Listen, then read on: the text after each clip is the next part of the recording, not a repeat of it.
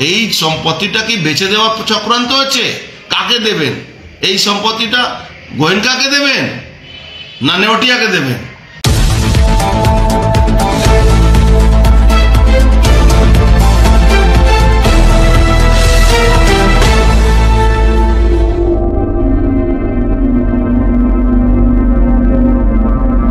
Writers building নামটার সঙ্গে জড়িয়ে আছে কলকাতার অনেক ইতিহাস। অতীতে স্মৃতি আঁকড়ে শহরের বুকে এখনও দাঁড়িয়ে আছে লাল রঙের সেই ভবন। একসময় রাজ্য সরকারের প্রধান দপ্তর হিসেবে থাকা এই ভবনে বহু বিশিষ্ট ব্যক্তি এসেছেন বিভিন্ন সময়ে। এই ভবন থেকেই রাজ্য চালিয়েছেন জ্যোতি বসু, বুদ্ধদেব ভট্টাচার্যরা। কিন্তু মমতা বন্দ্যোপাধ্যায় মুখ্যমন্ত্রী হওয়ার পর সরকারের দপ্তর সরে যায় নবান্নে। কথা ছিল নতুনভাবে সাজানো হবে রাইটার্স বিল্ডিংকে। এবার সেই ভবন নিয়ে উঠল প্রশ্ন তুললেন বিজেপি নেতা অর্জুন সিং। প্রায় 11 বছর কেটে গিয়েছে রাইটার্স বিল্ডিং ছেড়েছেন মমতা। বর্তমানে নবান্নের 14 তলায় বসেন তিনি। সরকারি দপ্তর সরিয়ে নেওয়ার পর রাইটার্স বিল্ডিংয়ের কাজও শুরু হয়েছিল। কলকাতার অন্যতম হেরিটেজ, প্রায় 250 বছরের পুরনো সেই ভবনের সংস্কার কাজ কতদূর এগোলো? আর কি কখনো সেখানে দপ্তর নিয়ে ফিরবেন মমতা? সে প্রশ্নই তুলেছেন অর্জুন সিং। তার দাবি রাইটার্স বিল্ডিং বিক্রি হয়ে যাওয়ার চক্রান্ত চলছে। তার সন্দেহ শুধু রাইটার্স বিল্ডিংই নয়, আলিপুর জেলও বিক্রি হয়ে গিয়েছে। শুক্রবার সাংবাদিকদের মুখোমুখি হয়ে অর্জুন সিং বলেন, আজ 11 বছর হয়ে গেল রাইটার্স বিল্ডিং আজ পর্যন্ত ঠিক হলো না। 1.5 বছর ধরে পুরো কাজ বন্ধ। এরপরই অর্জুন সিং প্রশ্ন তোলেন, এই সম্পত্তিটাকে বেচে দেওয়ার চক্রান্ত চলছে? কাকে দেবেন? গোয়েঙ্কাকে দেবেন নাকি নেউটিয়াকে দেবেন? তার দাবি সংস্কারের নামে ভাঙা হলেও কাজ বন্ধ করে দেওয়া হয়েছে। আলিপুর জেল নিয়ে প্রশ্ন তুলে অর্জুন সিং আরও বলেন, আলিপুর সেন্ট্রাল জেলটি তিনি বিক্রি করে দিয়েছেন। জমি বেচে বারুইপুরে জেল নিয়ে যাওয়া হলো। কে কিনল সেই জমি? দেখুন কি বলেছেন অর্জুন সিং। একটা উনি বুঝে গেছেন 30% মুসলমানের ভোট পাবো, আর কিছু বেনিফিশিয়ারি ওই আপনার লক্ষ্মী ভান্ডার, অমুক ভান্ডার এইসব করে করে উনি টাকা দিয়ে ওই ভোটটা কিনছে না। 7% 8% ভোট দখল করছে। একটা জিনিস আপনি ভাবুন, আজকে 13 বছর না 11 বছর হয়ে গেল আপনি এতে মানে রাইটার্স বিল্ডিং আজ পর্যন্ত তৈরি হলো না। রাইটার্স বিল্ডিং আজ পর্যন্ত সংস্কারের নামে বন্ধ আছে। কিছু ভাঙা হয়েছে, টাকাগুলো কোথায় গেল, কে লুট করলো? 1.5 বছর ধরে কোনো একটা ছেনি হাতানো চলছে না। 1.5 বছর ধরে টোটাল কাজ বন্ধ। কোথায়? এই সম্পত্তিটা কি বেচে দেওয়া চক্রান্ত হচ্ছে? কাকে দেবেন এই সম্পত্তিটা? গোয়েঙ্কাকে দেবেন না নেওটিয়াকে দেবেন না কোনো অন্য ব্যবসায়ীকে দেবেন? কে এই প্রশ্ন করতে পারে? কোন সম্পত্তিটা? রাইটার্স বিল্ডিং এর সম্পত্তি। যে কোনো মুহূর্তে আজকে 1.5 বছর ধরে সংস্কারের নামে ভাঙা হয়েছিল তো, কোথায়? নেই তো ভাঙা। আজ কাজ হচ্ছে না, 1.5 বছরে কাজ বন্ধ। তার মানে বিক্রি, যেরকম ওই আপনার জেলটা, ওই ওনার বাড়ির পাশে জেলটা উনি বিক্রি করে দিয়েছেন। কোন জেল? ওই যে জেল, যেটা সেন্ট্রাল জেলটাকে বেচে দেওয়া হলো। সেন্ট্রাল জেলের জমি বেচে ওই জেলটাকে বারুইপুর শিফট করে দেওয়া হলো। জমিটা কে নিয়েছে এটা বলতে পারবেন মমতা ব্যানার্জি? কাকে বিক্রি করেছেন এই জেলটা? দমদম সেন্ট্রাল জেল না, না না না না, ওনার বাড়ি পাশে। ওকে বলে আপনার কি জেল না, Alipur jail, Alipur central jail বেচে দিয়েছে। তো আজকে পুকুর ভরাটটা মমতা ব্যানার্জি বলে দিয়েছেন কোনো অপরাধ নয়। যে যত পারো পুকুর ভরাট। আর একটা গ্রিন ট্রিবিউনালের নামে একটা প্রহসন চলে। ও গ্রিন ট্রিবিউনালের নামে একটা কমপ্লেন হয়, তারপরে রফা দফা হয়ে যায়। পরিবেশ দপ্তর কোনো ব্যবস্থা নিচ্ছে না। পরিবেশ, ওই তো বললাম, গ্রিন ট্রিবিউনালের কোনো হিলডোল নেই।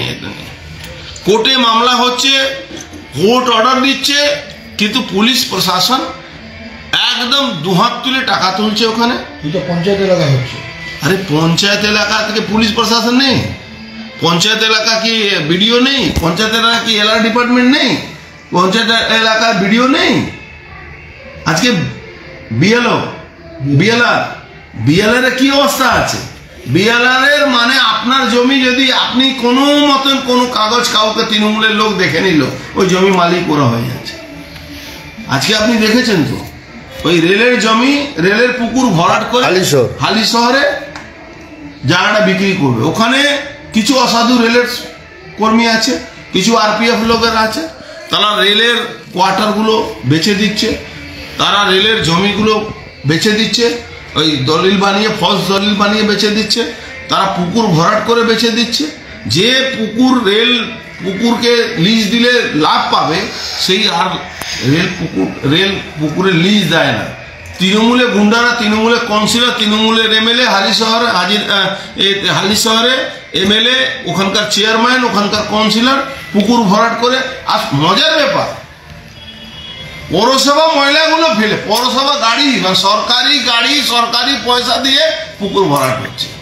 আর বাহাল তবিয়েতে তারা টাকা পয়সা লুট করছে, আর কেউ মানুষ ভয়ে বলতে পারছে না। এর সঙ্গে কি দুষ্কৃতকারীরা চাকরি জড়িত হয়, যারা বিএলআরও অফিসে কাজ করে? পুরো বিএলআরও, বিডিও, ডিস্ট্রিক্ট ম্যাজিস্ট্রেটের অফিস, ডিস্ট্রিক্ট ম্যাজিস্ট্রেট, কোথাও কোথাও ডিস্ট্রিক্ট ম্যাজিস্ট্রেটরাও এর সঙ্গে ইনভলভ আছে, LR department, Nabanna, everybody involve.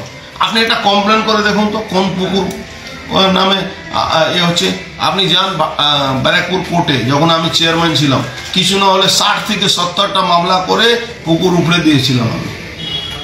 একটু ভরলে আমরা এফআইআর করতাম, কিন্তু হচ্ছে। পরিবেশ দপ্তর তো নিশ্চয়ই, পরিবেশ দপ্তর ছেড়ে দিন, পরিবেশ দপ্তর লুটের জায়গা তৈরি হয়েছে। বাংলায় নবান্নতে ডাইরেক্ট বসে বসে টাকা তোলার, টাকার তোলার ছাড়া কোনো কথা হয় না। আরে আমি কেন, মমতা ব্যানার্জি নিজে ফেস বাঁচাবার জন্য এখন বললেন মাঝে মাঝে, এই তোলাবাজি করবি না, এই লুট করবি না, এই লুট করবি না, এই ওখানে তোলাবাজি করবি না। কাকে বলছেন উনি তো মুখ্যমন্ত্রী। কজন নামে এফআইআর করে নিজের পার্টির লোককে অ্যারেস্ট করিয়েছেন উনি? কোন নেতাকে অ্যারেস্ট করিয়েছেন? উনি জানতেন না পার্থ চ্যাটার্জি চুরি করছে?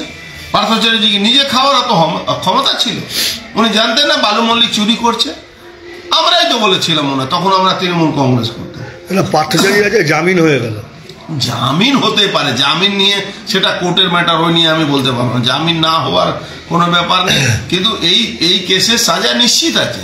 এইসব কেসে ডকুমেন্টারি এভিডেন্স আছে, সাজা হবেই। বলছি দাদা, দিল্লিতে রোহিঙ্গাদের ধরার জন্য একেবারেই পুলিশ সচেষ্ট, এবং যেটা বলা হচ্ছে দিল্লি পুলিশ একেবারেই ঘরে ঘরে গিয়ে তল্লাশি চালাচ্ছে এবং দেখছিস। এখানেও কি সেই ধরনের কোনো কিছু? এখানে করবে না দিদিমণি, তো ভোট ব্যাংকটাই হলো রোহিঙ্গা। আপনার মনে আছে আমি একদিন টুইট করে বলেছিলাম, মিডিয়াতেও বলেছিলাম, কি হাসির ব্যাপার নেই কি বলছে 4 দিনের মধ্যে কলকাতা দখল করব, আমরা 1 সপ্তাহের মধ্যে বাংলা, বিহার, উড়িষ্যা নিয়ে নেব। এটা হাসির ব্যাপার নেই। আপনি এখনই দেখুন না, মুসলমানরা টুপি পরে ময়দানে নেবে, মারামারি করছে, গাড়ি পোড়াচ্ছে, মূর্তি ভেঙে দিচ্ছে, মা কালীর মূর্তি ভেঙে দিচ্ছে, দুর্গা মণ্ডপে গিয়ে ভাঙচুর করছে। কোন হিন্দুরা লড়াই করতে নামছে বলুন তো?